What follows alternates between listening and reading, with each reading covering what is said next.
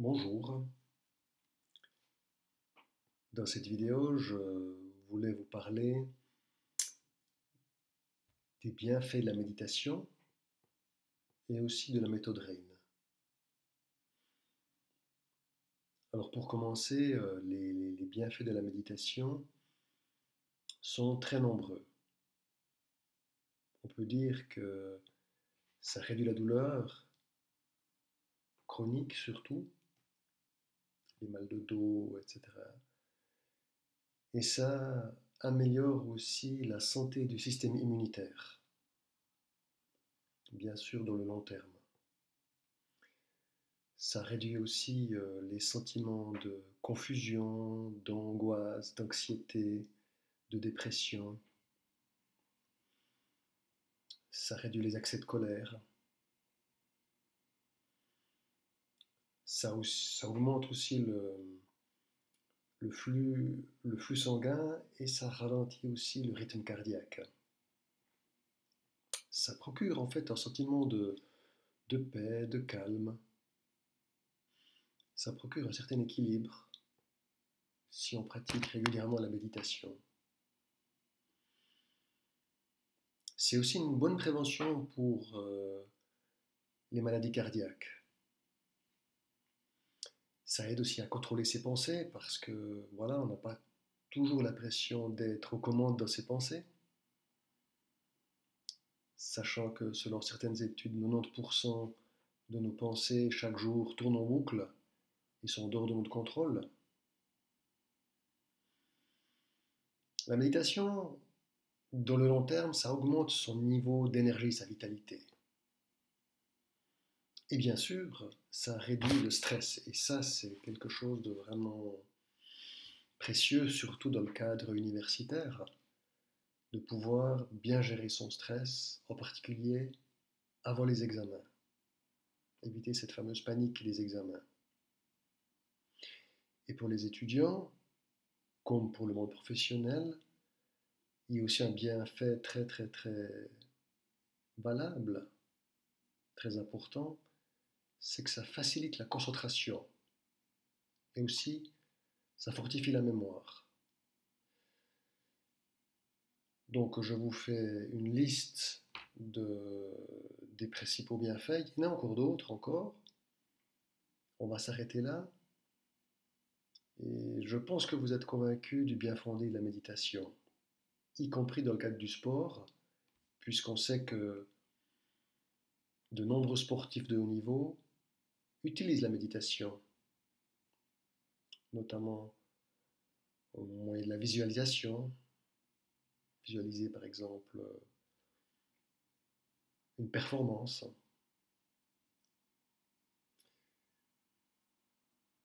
Quand on médite, il y a plusieurs techniques, bien sûr, de méditation.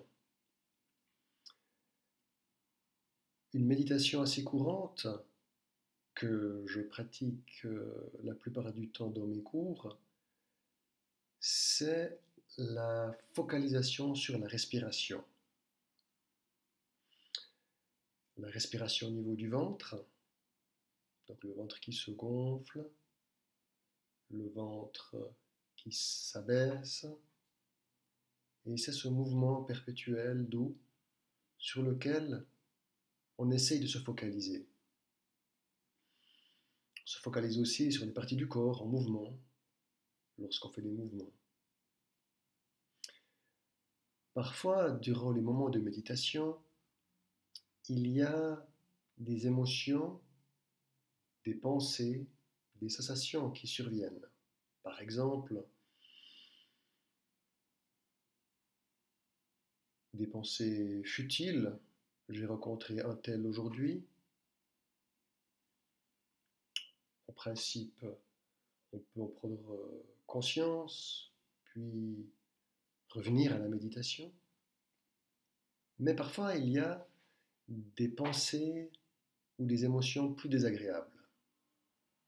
Par exemple, pendant la méditation, un sentiment de frustration tout à coup surgit parce que je pense à un problème que j'ai depuis plusieurs semaines que je n'arrive pas à résoudre. Ou alors ce conflit interminable avec cette personne. Et cette émotion indésirable, désagréable, s'invite dans la méditation alors que on ne s'y attendait pas ou on n'en avait pas envie. Alors que faire? Que faire dans ces cas-là? Alors, il y a plusieurs manières de faire.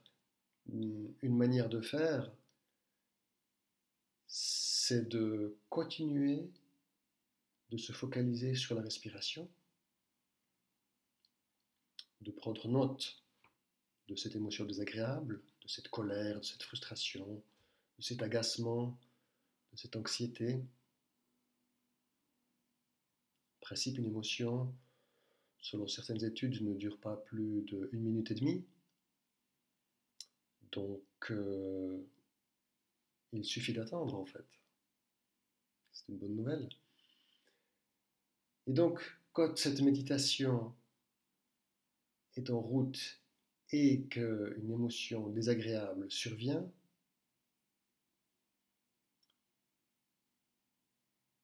l'exercice,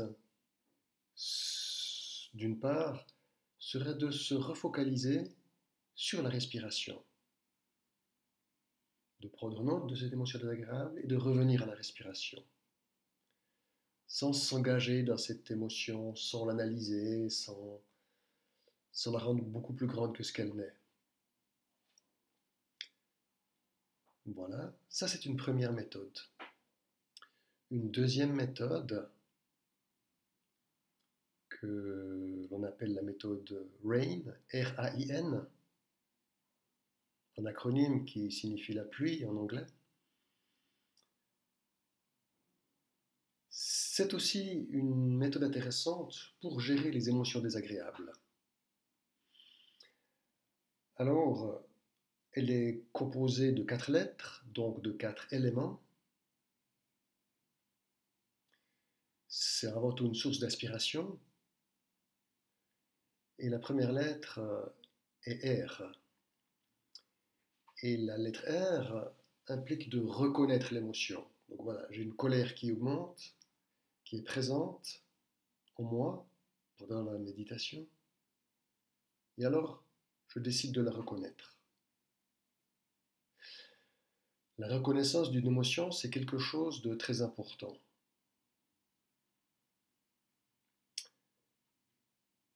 Le déni de l'émotion n'est en général pas sain, ni pour le corps, ni pour le mental. C'est en principe jamais recommandé. Donc l'important est vraiment de reconnaître cette émotion. Inutile de faire comme s'il n'existait pas. Parfois, quand on essaye de lutter ou de supprimer une émotion désagréable, eh bien elle va encore augmenter d'intensité, ou elle va rester plus longtemps. Donc la suppression, le déni n'est pas forcément efficace.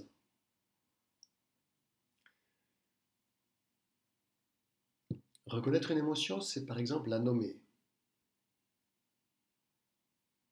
Parfois, on ne se sent pas bien, mais on ne sait pas exactement qu'est-ce que c'est. Donc, on peut essayer de la nommer, de lui mettre une étiquette. Est-ce que c'est plutôt de la nervosité, de l'angoisse, plutôt de l'agacement, plutôt de la colère? C'est pas toujours évident de mettre une étiquette. Eh bien, on peut essayer de le faire. Et avec l'expérience, on peut le faire toujours mieux. La deuxième lettre de l'acronyme RAIN, c'est A. Et A, ça veut dire autoriser. Autoriser dans le sens que l'émotion en question a le droit d'exister. En principe, une émotion n'est pas bonne ou mauvaise. Elle peut être agréable, désagréable, certes, Mais en principe, une émotion est un signal du corps qui donne une information et nous avons cette information, nous en prenons note et le but c'est d'en faire quelque chose, peut-être de changer sa manière de faire.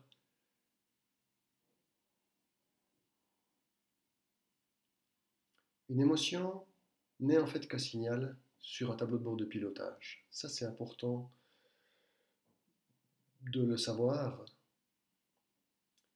Et donc le but ce n'est pas de favoriser que les émotions positives et puis de supprimer toutes les émotions négatives. Ça pourrait être une entreprise assez difficile de le faire d'ailleurs. Et donc autoriser, la deuxième lettre de l'acronyme RAIN, c'est bien autoriser l'émotion. Elle a le droit d'être là. Cette émotion est présente. Inutile de la nier, elle est présente. Donc autorisons cette colère, cette angoisse, cet agacement, cette frustration à être là. La troisième lettre, c'est I, investiguer. Alors investiguer, ça signifie de voir quel est un peu ce paquet. Souvent, une émotion négative, c'est un paquet de plusieurs choses. C'est un paquet euh, constitué, par exemple, de l'émotion en question, la frustration, avec des pensées qui sont accrochées à cette émotion. Peut-être, ah, ça fait 3 semaines que j'essaie de résoudre ce problème et je n'y arrive pas. Ça, c'est les pensées. Il y a peut-être des sensations qui sont associées à cette émotion, du style un mal de ventre ou mal dans le bas du dos ou un léger mal au niveau du front. Donc souvent il y a plusieurs choses.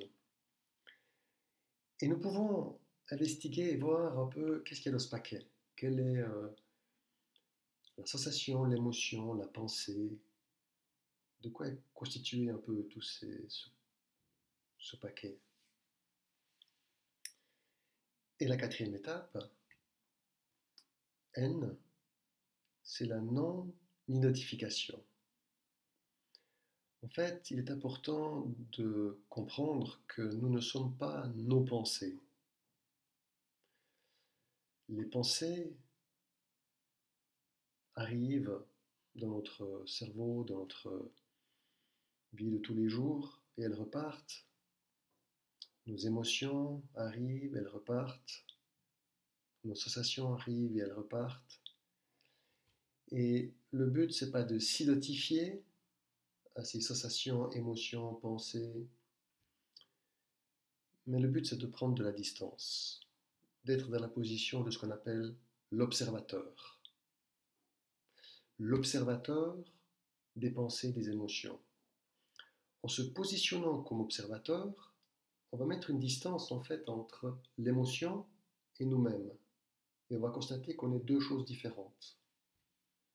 Surtout que l'émotion, en principe, elle passe.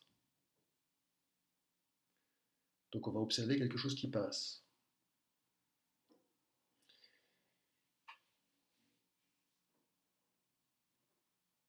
Et c'est important de voir qu'il